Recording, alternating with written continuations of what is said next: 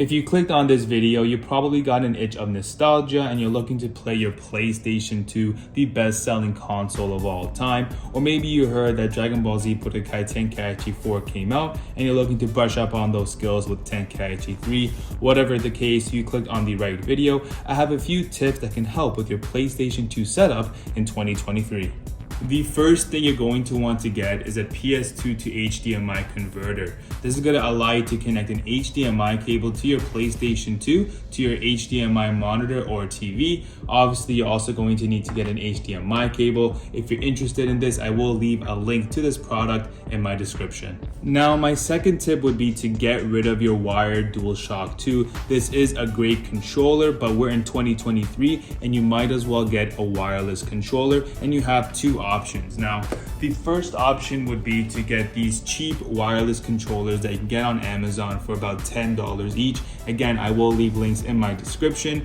So this will connect via a receiver that you have here. So this will plug into the PlayStation 2. And then you can turn on the controller here. And when you turn the PS2 on, it will connect to the receiver and you can play it wirelessly. There are limitations to this controller, so I do have a full review if you're interested, and I'll leave the link in my description. Now, your second option for a wireless controller would be to get the Wingman Converter, and that's going to allow you to use a modern controller like your PS5 controller with your PlayStation 2. So this is what the converter looks like right here. So this will plug in directly into your PlayStation 2. You have micro USB and USB-A to connect to your modern controller in order to initially connect it to your PlayStation 2. From there, you can play with that controller wirelessly. So here I have my PS5 controller. I will unplug this for now. I'm going to plug in this guy right here. Now you'll see that the light turns green and it flashes green. Now, I already connected my PS5 controller to that converter, so once I hit this PlayStation button, this light should turn either light blue or white.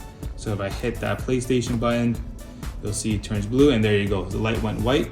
And now my PS5 controller is connected to that converter and I can use it to play wirelessly with my PlayStation 2. So that is the end of the video, guys. Thank you so much for watching. Again, I will leave product links to the Wingman Converter, the wireless PS2 controller, and the HDMI converter in my description if you are interested. Otherwise, thank you guys so much for watching, and I'll catch you all in the next video.